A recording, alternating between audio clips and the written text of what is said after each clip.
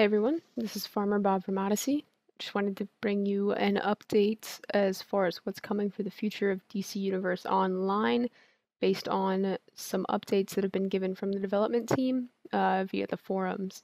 And I will post a link to this thread that I'm referring to in the description of this video so that you can read it more thoroughly for yourself and give any feedback or suggestions to the dev team that you would like. But for now, I just want to give you the gist of the discussion that's been ongoing so far. Spittle in a thread post let us know that two major updates are coming. The first has to do with the way DLCs will be dropped, and the second has to do with the way that marks will be used in the game. As far as the DLCs, right now on live server, we get one DLC every 3 months. And on the first day of that DLC, we get access to all content and gear that goes along with that DLC. In the future, they're going to keep the 3-month aspect going, so we'll get one new DLC every quarter, but the content will be spread so that we get bits and pieces of it each month.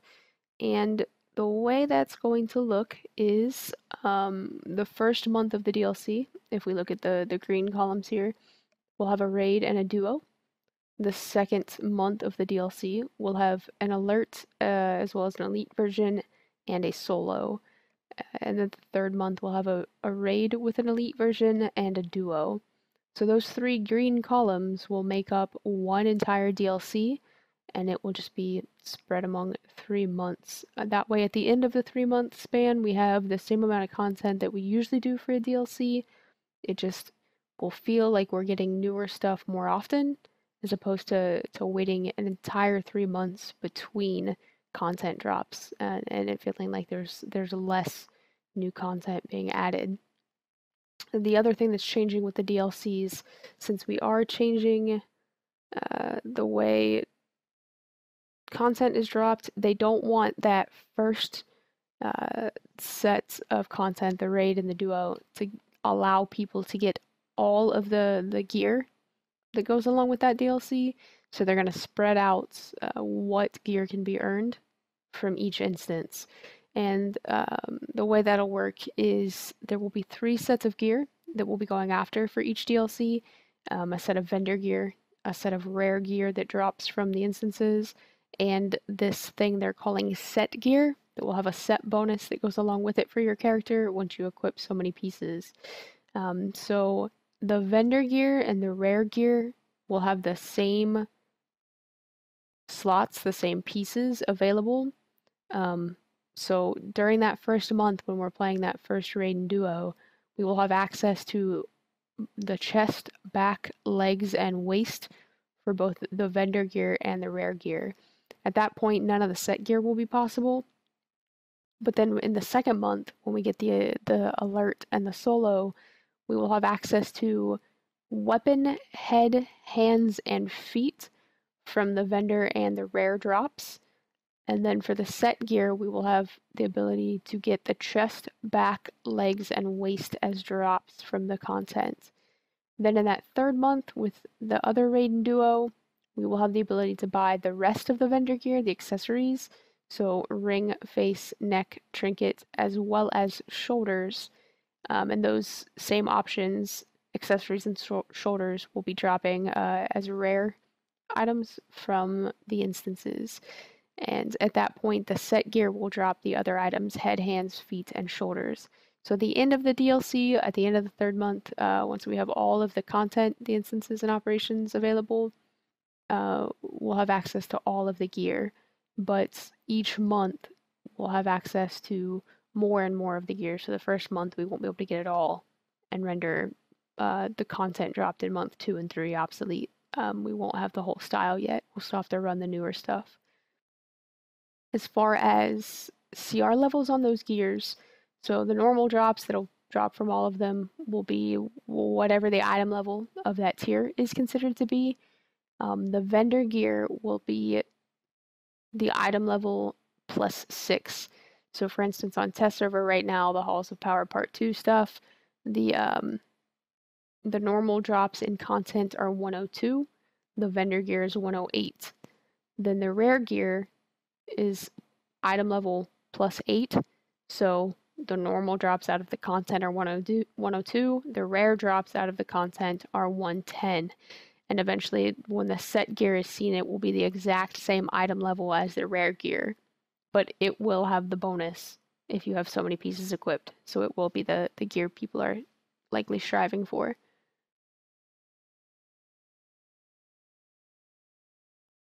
And those will be dropping from the elite versions, while the rare gear will be dropping from the normal versions. So we'll have the same ability to get the same CR whether you're running the elite versions of the alert and the raid or the normal versions of the alert and the raid. The elite versions will just give you the chance at the set bonus based on that gear drop. The other update to DCUO that's coming is a change to marks. So right now on live server, we are earning marks of triumph for PvE content or marks of fury, as well as some symbols depending upon your tier level. So if you are a tier 6 player right now, you are used to earning 1 mark of fury for a solo, 2 for a duo, 5 for an alert, and 10 for a raid. That amount is what's going to carry over to marks of victory. So no matter what tier you are, if you run a solo, you will get 1 mark of victory. If you run a duo, you will get 2. If you run an alert, you will get 5. If you run a raid, you will get 10. The difference is the content you run must be at your level. So if I'm tier 1 and I run a solo, I'll earn 1 mark of victory. If I'm tier 6 and I run a tier 6 solo, I will earn 1 mark of victory. However, if I am tier 6 and I run a tier 1 solo, I won't earn any marks. I'll just get the loot drops from that content. And the way that's going to be decided is they have the tiers set out already. So you are considered tier 1 for this if you are CR 0 to 42, tier 2 if you're CR 43 to 52, tier 3 if you're CR 53 to 69, tier 4 if you're CR 70 to 83, tier 5 if you're CR 84 to 99, tier 6A if you're CR 100 to 108, and tier 6B if you're CR 106 to 116. So if you are within one of those bands and you try to run content beneath your band, you won't earn marks, but you will still earn whatever loot you're not locked for.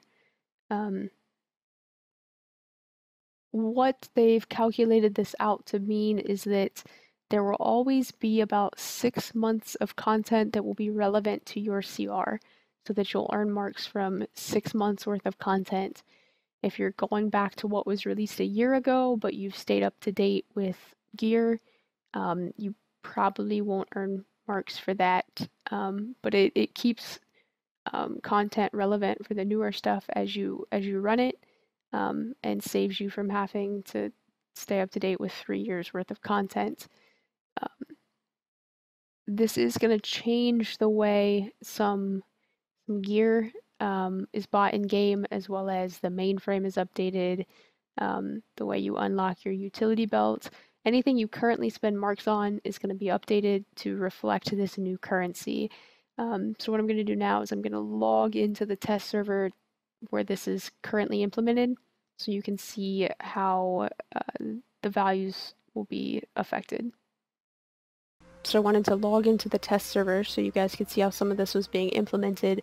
The marks of victory are activated here. That's the only mark we have. If I go to my currency tab here, you'll see that I have no marks of triumph or any of the new symbols whatsoever. Those are all automatically converted to marks of victory upon logging in after this update. I also want to show you some of the costs associated with this new currency. So this vendor here is on New Genesis, which is where the new DLC takes place. So this is the tier 7 gear, and you'll notice they all have this marks of victory symbol, and we can see the costs here. I believe the max out is 100 marks of victory, so you won't be able to stock up enough to get the whole style by any means, but it's similar to costs that we've seen with the last few DLCs as far as the Marks of Fury costs. Okay, so I am tier 7 on test server, and this is the tier 7 vendor, and those are my costs. So if I take a trip through the watchtower, I'm going to go check out some gear prices for some of the lower tier gears. Let's just start right here. This is the Halls of Power Part 1 tier 6 vendor, and you'll notice that the costs are the exact same amount of marks of victory as the tier 7 gear was.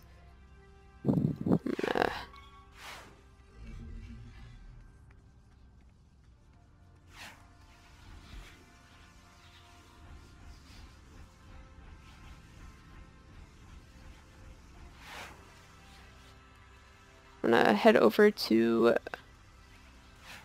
meta and look at tier 3 gear.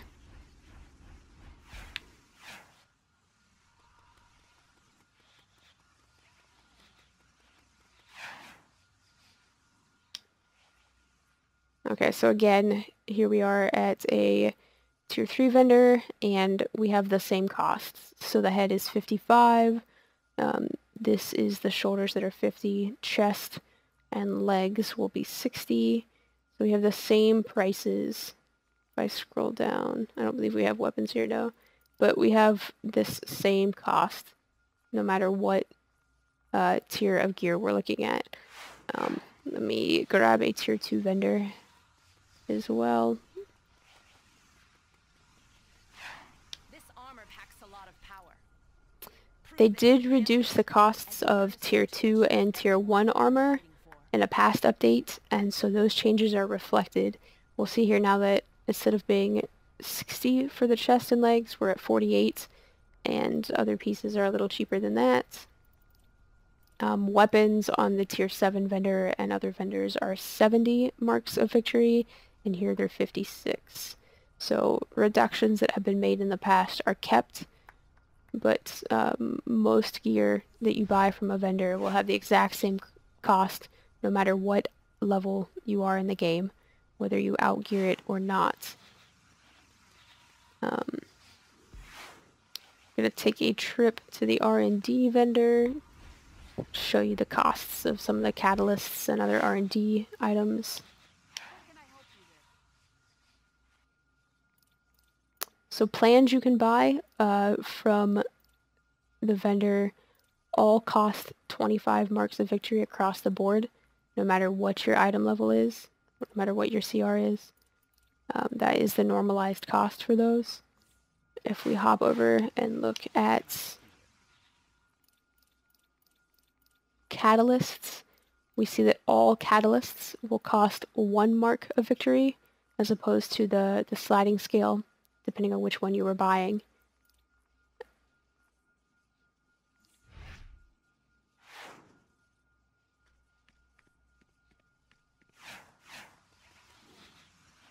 Okay, one of the other things I want to go look at, and I can just warp there, I'm going to head to my base so we can check out the mainframe. Costs on that have changed as well. Okay, so let's come over here to the mainframe and see what's changed.